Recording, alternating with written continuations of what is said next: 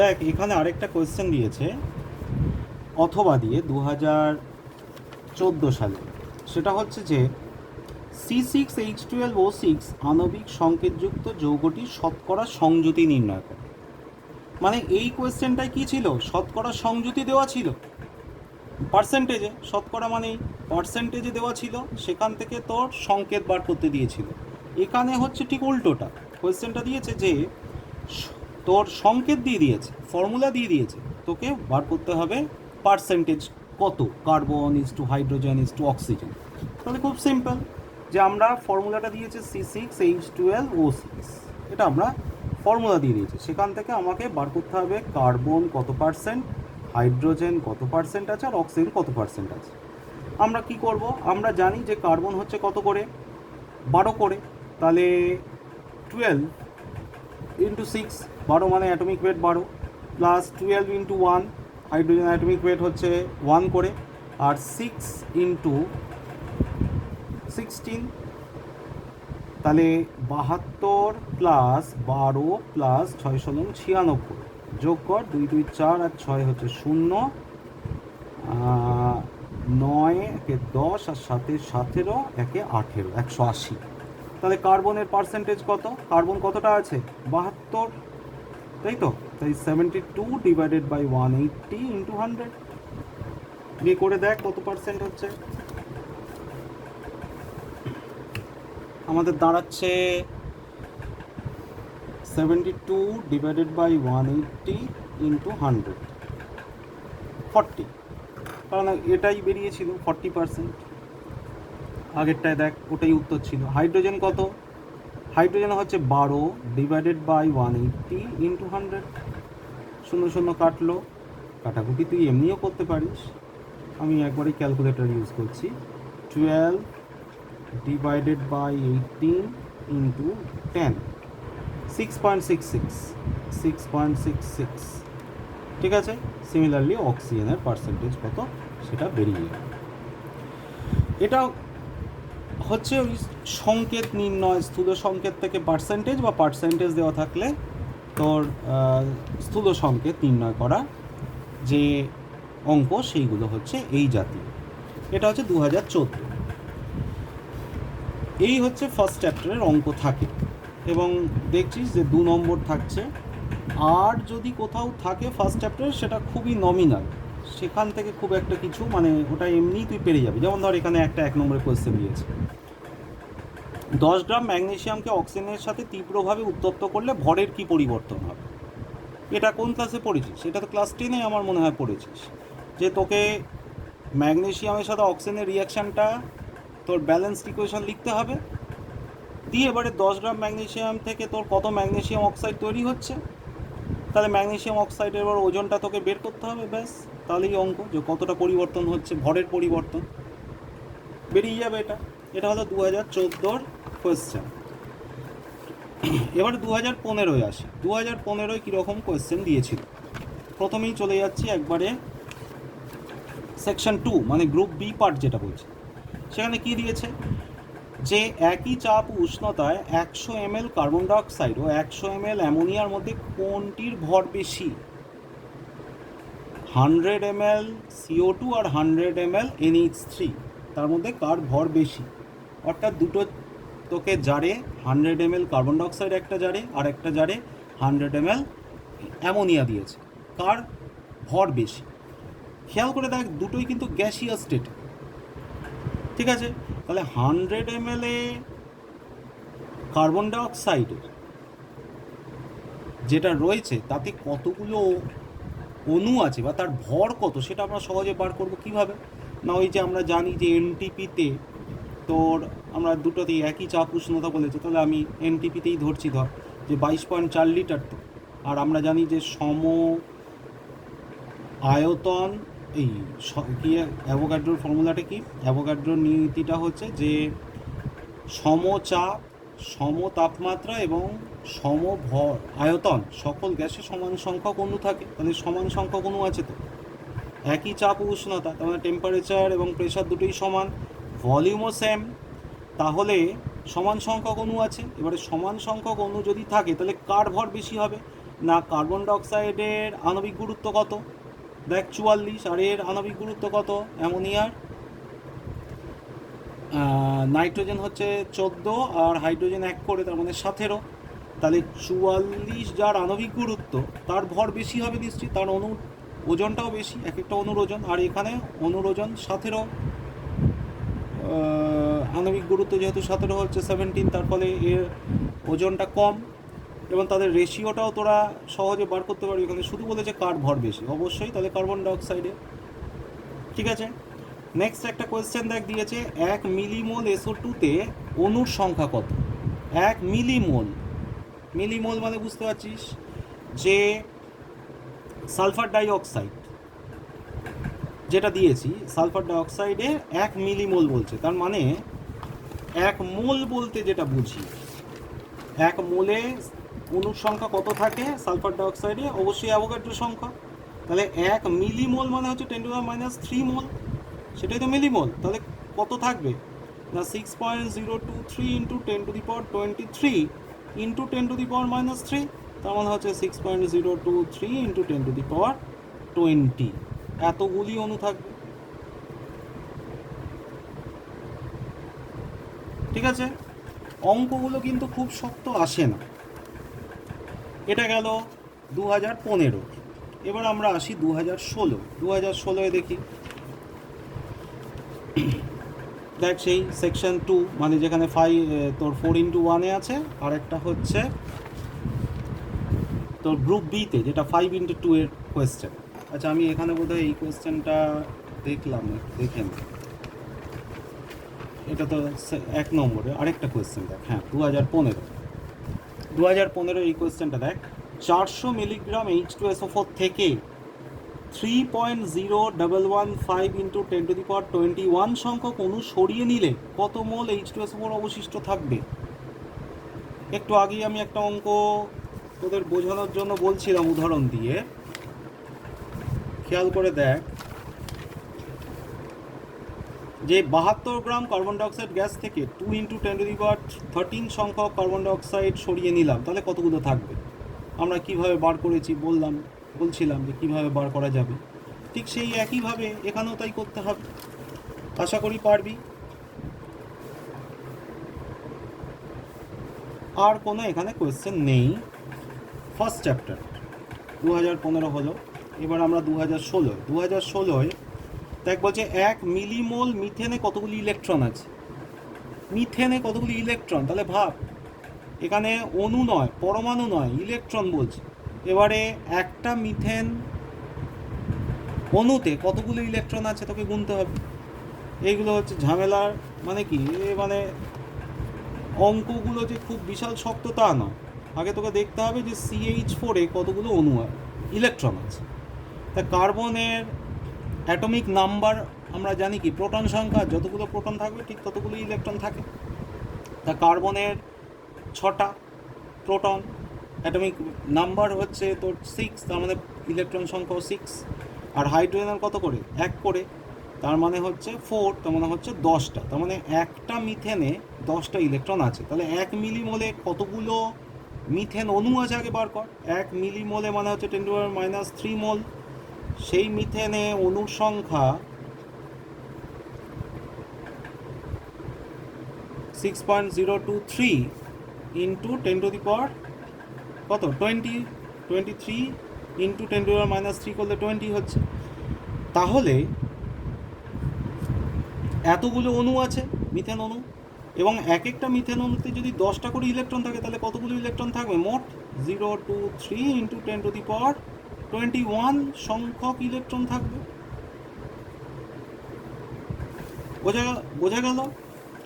এবারে নেক্সট একটা কোয়েশ্চেন দিয়েছে যে একটি ধাতু 2.7 গ্রাম অতিরিক্ত অ্যাসিডের সাথে বিক্রিয়া করে NTP-তে 3.36 লিটার হাইড্রোজেন উৎপন্ন করে, ধাতুটির তুল্যাঙ্ক ভার কত। আমি কি বললাম, তুল্যাঙ্ক ভার নির্ণয় করতে গেলেই ব্যাপারটা কি হয়, আমরা জানি যে তোর কারোর সাথে রিয়াকশান করছে তখনই তো ইকুইভ্যালেন্ট ওয়েট ব্যাপারটা আসে। আর আমরা এই ইকুইভ্যালেন্ট ওয়েট নির্ণয় করার বিভিন্ন ফর্মুলাও শিখেছি, আর ইকুইভ্যালেন্ট ওয়েট বের করার সবচেয়ে সহজ নিয়ম হচ্ছে যে কোনো একটা মৌলের যত ভাগ ওজন 1 ভাগ হাইড্রোজেনের সাথে অথবা 8 ভাগ অক্সিজেনের সাথে অথবা 7.5 গ্রাম ক্লোরিনের সাথে বিক্রিয়া করে সেই পরিমাণটাই হচ্ছে সেই মৌলের ইকুইভ্যালেন্ট ওয়েট। তাহলে এখানে দিয়েছে যে একটি ধাতুর 2.7 গ্রাম অতিরিক্ত অ্যাসিডের সাথে বিক্রিয়া করে এনটিপিতে কত লিটার হাইড্রোজেন তৈরি করছে? 3.36 লিটার। তাহলে হাইড্রোজেনের পরিমাণটা আগে বার কর, কত না 3.36 লিটার। এটা কোথায়? এনটিপিতে। খেয়াল কর, তাহলে এনটিপিতে আমরা জানি যে 22.4 লিটার মানে হচ্ছে কতটা হাইড্রোজেন? হাইড্রোজেনের পরিমাণ তার মানে সেটাই হচ্ছে 2 গ্রাম, কারণ আমরা জানি হাইড্রোজেন মলিকুল হিসেবে থাকে এবং এনটিপিতে 1 মোল হাইড্রোজেনের আয়তন কত? 22.4, আর 1 মোল বলতে 2 গ্রাম হাইড্রোজেন বোঝায়। তাহলে 3.36 লিটার বলতে কত ওজন বোঝায় হাইড্রোজেনের সেটা আগে বার করি। তাহলে 2 ডিভাইডেড বাই 22.4 ইন্টু 3.36 এত গ্রাম আমরা বার করি। 2 ইন্টু 3.36 ডিভাইডেড বাই 22.4, 0.3 বেরোলো, 0.3 গ্রাম। তা 0.3 গ্রাম হাইড্রোজেন রিয়্যাক্ট করেছে কার সাথে? ওই ধাতুটা 2.7 গ্রামের সাথে। ঠিক আছে, তাহলে 0.3 গ্রাম হাইড্রোজেন রিয়্যাক্ট করছে 2.7 গ্রাম ধাতুর সাথে। তাহলে আমরা জানি যে যত ভাগ কোনো মৌলের যত ভাগ ওজন 1 ভাগ হাইড্রোজেনের সাথে রিয়্যাক্ট করে, তাহলে 1 ভাগ বলতে 1 গ্রাম হাইড্রোজেনের সাথে কতটা রিয়্যাক্ট করবে? 2.7 ইন্টু 0.3, কারণ 0.3 গ্রামের তো হচ্ছে 1-এর থেকে তো ছোট, তাই ইন্টু হয়ে যাবে। তাহলে দাঁড়াচ্ছে কত? ইন্টু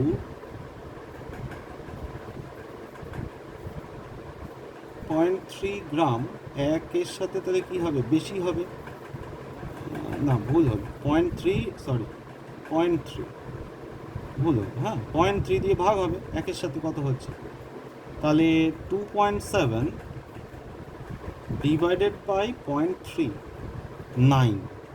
তাহলে ইকুইভ্যালেন্ট ওয়েট কত? ওই ধাতুটার 9। এবং ইকুইভ্যালেন্ট ওয়েটের কিন্তু কোনো ইউনিট নেই, মাথায় রাখবি। ফলে এটা হচ্ছে 9 শুধু লিখবি, শুধু নাম্বার, নিউমেরিক্যাল নাম্বার। তাহলে ইকুইভ্যালেন্ট ওয়েটের অঙ্ক এরকমই আসে।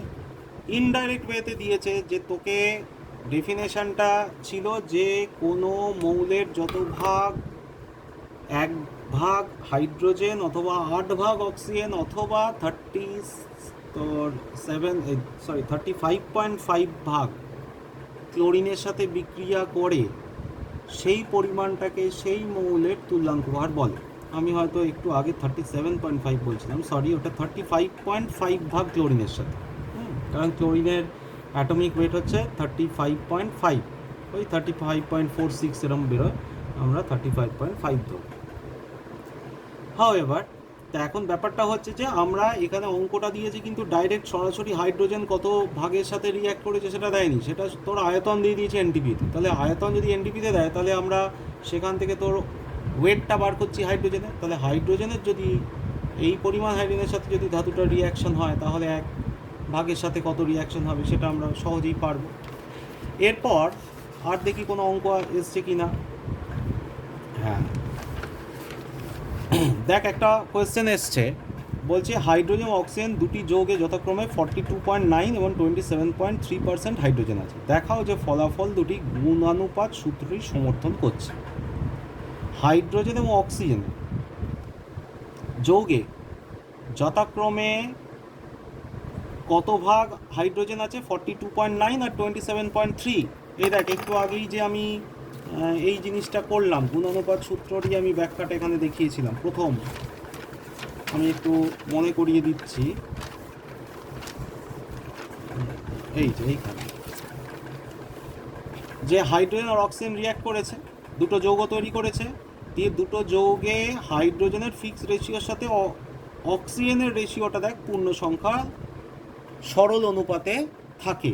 তো এখানে কোয়েশ্চেনটা সেইটাই তোকে নির্ণয় করতে হবে। আমরা কিভাবে নির্ণয় করবো একটু জিনিসটা সহজই। যেমন ধর কোয়েশ্চেনটা দিয়েছে, অঙ্কগুলো ভয় পাবি না, অঙ্কগুলো খুব সহজ।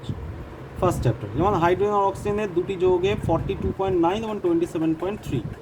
তাহলে হাইড্রোজেন আর অক্সিজেন দুজনে রিয়াক্ট করছে মনে কর, এইভাবে লিখবি। দিয়ে একটা যৌগে হাইড্রোজেনের পার্সেন্টেজ কত 42.9%, আরেকটায় পার্সেন্ট হচ্ছে 27.3%। তাহলে অক্সিজেন কতটা থাকবে ক্যালকুলেটরে আমরা দেখে নিই। 100 মাইনাস 42.9 57.1 অক্সিজেন প্রথম যৌগে। আর দ্বিতীয় যৌগে কত 100 মাইনাস অক্সিজেন হচ্ছে হাইড্রোজেন হচ্ছে 27.3, তাহলে অক্সিজেনের পরিমাণ 72.7%। এবারে এদের রেশিওটা সিম্পল রেশিওতে আছে কিনা সেটা দেখ। সিম্পল রেশিওতে দেবার আগে আমাকে আগে যেটা করতে হবে 57.1 ডিভাইডেড বাই অক্সিজেনের কত 16, আর এর কত 72.7 ডিভাইডেড বাই 16। অক্সিজেনের পরিমাণটা আমি বার করছি। এবারে তুই দেখ, এটা ডিভাইডেড বাই 16 যদি করিস তাহলে এখানে দাঁড়িয়েছিল 4.54:2, আর এটার ক্ষেত্রে দেখি 57.1 ডিভাইডেড বাই 16 3.56। তার মানে এটাকে আমি বলতে পারি 4 আর এটাকে বলতে পারি 454, তার মানে 5, 4:5 রেশিও। তার মানে এটা একটা সিম্পল রেশিও, অ্যাপ্রক্সিমেটলি 3.56 আর 4.5, তার মানে 3.5:4.5 এইভাবে ভাবতে পারি, মানে 4:5 রেশিও। এই রেশিওটা লিখে তারপর বলতে হবে যে হ্যাঁ এটা ফলাফলটা গুণানুপাত সূত্র সমর্থন করছে। এইটা গেল তোর ফার্স্ট চ্যাপ্টারে 2016 কোয়েশ্চেন। এবার আসি 2017 দেখ কোয়েশ্চেন দিয়েছে, একটি ধাতব অক্সাইডের 60% ধাতু বর্তমান। ধাতব অক্সাইড, খেয়াল কর, অক্সাইড বলে যেমন অক্সিজেন আছে, তাহলে অক্সিজেন কতটা আছে 40%। তাহলে ধাতুটির তুল্যাঙ্ক ভর কত? এই যে 40তে যদি 60 থাকে, 8-এ কত 60/40 × 8, মানে 12, তুল্যাঙ্ক ভার 12। কারণ 8 ভাগ ওজনের অক্সিজেনের সাথে যুক্ত হলে যেটা সেটাই তো হচ্ছে তুল্যাঙ্ক ভার বেরিয়েছে। অথবা ফসফেট মূলকের তুল্যাঙ্ক ভার নির্ণয় করো। ফসফেট মানে হচ্ছে PO4 3-, এবারে ফসফরাস কত 31 প্লাস অক্সিজেন কত 16 × 4 যোগ করবি, যোগ করে যা বেরোবে ডিভাইডেড বাই 3। কেন? ভ্যালেন্সি হচ্ছে 3, 3টে ইলেকট্রন অ্যাড হয়েছে যেহেতু, চার্জ হচ্ছে 3-, সেই হিসেবে 3 দিয়ে ভাগ করে এটা বেরোচ্ছে। এরপর আমরা চলে আসি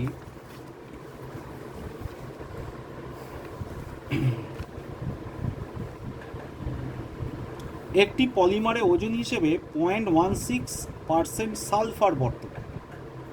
পলিমারটির ন্যূনতম আণবিক গুরুত্ব নির্ণয় করে। এই কোয়েশ্চেনটা আসে না, এই পার্টিকুলার এই বছরের কোয়েশ্চেনটা একটু ভুলভাল কোয়েশ্চেন অনেক এসেছিল, এইটা দরকারই নেই এখন, ঠিক আছে? এই কোয়েশ্চেনটা এখন করিস না, মাথা গলিয়ে যাবে, শক্ত কোয়েশ্চেন আসে না সাধারণত। এখানে আমি করে দেখিয়েছি, দরকার নেই। এরপর চলে আর 2018 কি কোয়েশ্চেন এসছে একটু দেখি। দেখ, আবার স্থূল সংকেত। কোনো জৈব যৌগের স্থূল সংকেত CH2O এবং আণবিক ওজন 180। যৌগটি আণবিক সংকেত কিছুই নয়, CH2O হোল X = 180। তাহলে X = কত বেরোবে সেখান থেকে আমরা করলাম একটু আগেই অঙ্কটা। আর এসছে এখানে 5 × 10⁻⁴ মোল 14C6 এ কতগুলি নিউট্রন আছে বোঝো। একটু আগে একটা কোয়েশ্চেন হলো ইলেকট্রন কতগুলো আছে, এখানে নিউট্রন কতগুলো আছে। 14 - 6 মানে কতগুলো নিউট্রন? 8টা। এই 8টা নিউট্রন যদি এক একটায় থাকে, এক একটা কার্বন, তাহলে এত মোলে কত থাকবে আমরা বার করা শিখিয়েছি, আশা করি পারবি। H2O তৌলিক শতকরা সংযুতি কত? তৌলিক মানে হচ্ছে ওজনগত, মানে 1:8, ঠিক আছে। আর এখানে কোনো অঙ্ক আসেনি ফার্স্ট চ্যাপ্টারের উপর।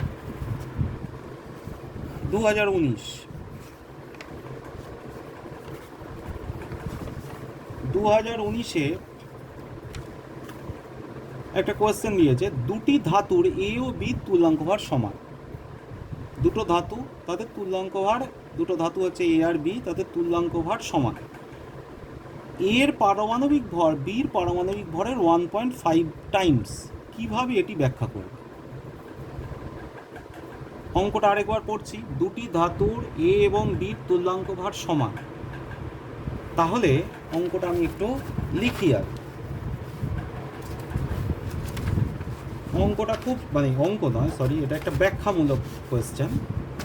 চেষ্টা করবি অ্যাভয়েড করার, ব্যাখ্যামূলকে যাবি না, তার বদলে যদি কোনো অর পাবি সেই অরটা করবি। তবু আমি এটা বলে দিচ্ছি, আমরা একটা জিনিস আগে জানি, শিখেছি, সেটা হচ্ছে যে ইকুইভ্যালেন্ট ওয়েট হচ্ছে অ্যাটমিক ওয়েট বাই ভ্যালেন্সি, এটা আমরা শিখেছি। এবার বলছে দুটো যৌগ এ আর বি, দুটো তোর ধাতু, তাদের ইকুইভ্যালেন্ট ওয়েট সমান, মানে ইএ আর ইবি এই দুটো সমান, ইএ ইবি সমান। কিন্তু এর যে অ্যাটমিক ওয়েট, ঠিক আছে, বির অ্যাটমিক ওয়েটের 1.5 গুণ, তার মানে এ অফ এ সেটা 1.5 টাইমস এর পারমাণবিক ভর বির 1.5 গুণ, তাহলে বির 1.5 গুণ, তাহলে এর অ্যাটমিক ওয়েট সেটা বির 1.5 গুণ, 1.5 অফ এ বি, এইটা।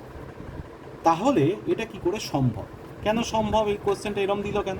তার কারণ তুই যখনই এখানে তুই দেখ, লিখবি যে এ মানে হচ্ছে, এইখান থেকে আমি লিখতে পারি তো যে E is equals to A by V যদি হয়, ভি মানে ভ্যালেন্সি বা যোজ্যতা, আর এ হচ্ছে পারমাণবিক গুরুত্ব বা অ্যাটমিক ওয়েট, আর ই হচ্ছে তুল্যাঙ্ক ভার, তাহলে আমি এখান থেকে A is equals to V into E লিখতে পারি। তাহলে এ যেখানে, সেইখানে আমি লিখতে পারি E of A into V A, আর এখানে লিখতে পারি 1.5 into E of B into VB লিখতে পারি। এখন ইএ আর ইবি এই দুটো তো সমান, তাহলে আমি দুটোকে কেটে দিতে পারি। তাহলে V of A equals to 1.5 into VB. এরম জিনিসটা দাঁড়াচ্ছে না? এরম জিনিসটা দাঁড়ানো মানে কি, যে ভ্যালেন্সি বির যাই হবে না কেন, এটা যদি হোল নাম্বারই হয়, তাহলে এর ভ্যালেন্সি সবসময় কি 1.5 টাইমস, মানে কি একটা ফ্র্যাকশনাল কোয়ান্টিটি চলে আসছে না? কিন্তু ভ্যালেন্সি তো কোনো ফ্র্যাকশন হয় না। তুমি ইলেকট্রন আইদার দুটো বেরোলে, তাহলে দুটো ইলেকট্রন বেরোচ্ছে, যেমন Ca2+, অ্যালুমিনিয়াম থেকে 3টে ইলেকট্রন বেরিয়ে Al3+, সোডিয়াম থেকে একটা ইলেকট্রন বেরিয়ে Na+, ক্লোরিন একটা ইলেকট্রন যোগ করে -1, সালফার দুটো ইলেকট্রন যোগ করে 2-, PO4 3-, অর্থাৎ এইগুলো তো সব পূর্ণ সংখ্যা, হোল নাম্বার। তাহলে কখনো একটা ভ্যালেন্সি কারোর কখনো ফ্র্যাকশন হতে পারে কি?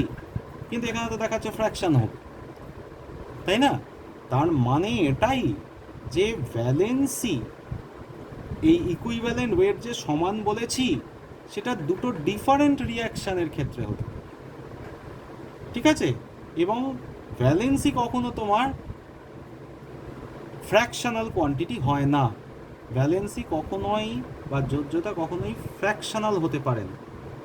এটা তখনই সম্ভব যে ধর এর ভ্যালেন্সিটা, এই যে আমি লিখছি যে VA ইকুয়ালস টু 1.5 VB, তাহলে ধর VB যদি 2 হয়, তাহলে VA কত হবে?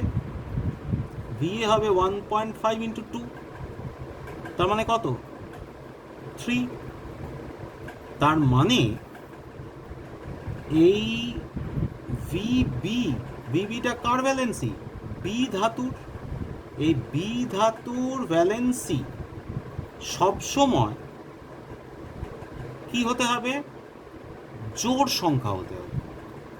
বিজোড় সংখ্যা হলে কিন্তু সম্ভব নয়। বিজোড় সংখ্যা হলে এই রিলেশনটা কাটবে না, কারণ তাহলে তো বিজোড় সংখ্যা মানে ধর 3 দিয়ে গুণ হচ্ছে, তাহলে 3 ইন্টু 1.5 কত হয়? 1.5 ইন্টু 3, তোমার 3 5 15 5, 3 একে 3, 3 একে 3 4, 4.5, তাহলে 4.5 ব্যালেন্সই, যেটা সম্ভব নয়। তাহলে এই কথাটাই শুনতে চাইছে এক্সামিনার, যে যোজ্যতা কখনো ভগ্নাংশ সম্ভব নয়, একমাত্র এই রিলেশনটা তখনই সম্ভব যদি বি ধাতুটার যোজ্যতা জোড় সংখ্যায় হয়, অর্থাৎ 2+ অথবা 4+। তাহলেই কিন্তু ওই 5-এর সাথে যখন এই 1.5 দিয়ে গুণ হবে, তখন কিন্তু তোর জিনিসটা ফ্র্যাকশনাল আর কোয়ান্টিটি বেরোবে না, হোল নাম্বার বেরোবে। ঠিক আছে, এটাই জানতে চাইছে। এটা তখনই সম্ভব, জোড় সংখ্যা হতে হবে, আদারওয়াইজ এটা এই রিলেশন হোল্ড করে না। বেশ, একটা কোয়েশ্চেন দেখ দিয়েছে 2019-এর, যে 32 MU মিথেনে কয়টি হাইড্রোজেন পরমাণু আছে। অঙ্কগুলো বুঝতেই পারছি, একবার ক্লাস 10-এর। সালফেট মূলকের তুল্যাঙ্ক ভার কত? খুব সহজ, সালফেট মূলক তোর কত, SO4 2- তো, তাহলে সালফেটের তোর অ্যাটমিক ওয়েট বার করবি, সালফার 32 প্লাস 4 16 64, তার মানে হচ্ছে 2 + 4 হচ্ছে 6, আর 3 + 6 হচ্ছে 9, তাহলে 96 ডিভাইডেড বাই কত হবে, 2, তার মানে হচ্ছে তোর 6-এর ভাগ হচ্ছে 2, আর এটা হচ্ছে 96 মানে হচ্ছে 48। এরকম অঙ্কই দেয়, আর কিছু নেই। হ্যাঁ, আরেকটা দিয়েছে, একটি গ্যাস মিশ্রণে CH4 এবং N2 গ্যাসের ভরের অনুপাত 1:4। তার মানে একটা গ্যাস মিশ্রণ আছে, মানে একটাই পাত্র, যেখানে কে গ্যাস আছে, কার্বন ডাইঅক্সাইড, এই মিথেন আর নাইট্রোজেন। একটা এরকম কন্টেনার আছে যেখানে মিথেন গ্যাস আছে আর নাইট্রোজেন আছে, এই দুটো তাদের ভরের পরিমাণ 1:4। তাহলে বলছে যে ওদের অণুর সংখ্যার অনুপাত কত হবে, অণুর সংখ্যার অনুপাত কত হবে মিক্সচারের মধ্যে। বেশ, তাহলে আমরা কি জানি, আমরা দেখ একটা ফর্মুলা জানি, যে PV =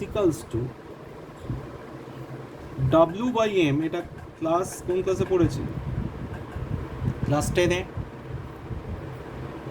এটা তো ভর, আর এটা হচ্ছে মলিকুলার ওয়েট।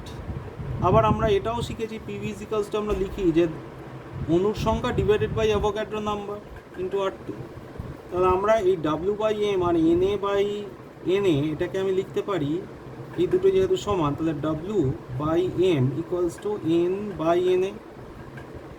NA তো কনস্ট্যান্ট, তাহলে আমি লিখতে পারি যে W = N ইন্টু M। তাহলে W1/W2 = N1M1/N2M2। এনটা কি, এনটা ওই N1 আর N2টাই হচ্ছে অণুর সংখ্যা, আর W1 W2টা হচ্ছে ভর, ওজনের পরিমাণ। তো এদের ওজনের রেশিওটা তো 1:4 দিয়ে দিয়েছে। এটা আমাকে বার করতে হবে N1/N2, আর M1/M2টা হচ্ছে আণবিক গুরুত্ব। খেয়াল করে দেখ, আণবিক গুরুত্ব কত, M1 মানে হচ্ছে মিথেন, যেহেতু 1 ধরেছি, মিথেনের আণবিক গুরুত্ব কত, 16, 12 + 4, আর এর হচ্ছে কত, 28 নাইট্রোজেন। এইগুলো মাথায় রাখবি, 14 × 2 = 28। এখানে অনেক সময় ভুল করে অনেকে 14 লিখে দেয়, তাহলে কিন্তু কেটে যাবে। এবারে শুধু N তো নয়, N2 তো, সেই হিসেবে 28। তাহলে N1/N2 তাদের রেশিও কত হবে না, 1 × 28 ডিভাইডেড বাই 4 × 16, তার মানে 4 7 28, তার মানে 7/16। তাহলে তাদের অণুর সংখ্যার রেশিও কত, 7:16। এই হচ্ছে অঙ্ক। এছাড়া 2019-এ আর কোনো অঙ্ক আসেনি। তাহলে এই মোটামুটি ফার্স্ট চ্যাপ্টার সংক্রান্ত আমি বিগত 14 সাল থেকে শুরু করে আপ টু 19 অবধি আলোচনা করলাম।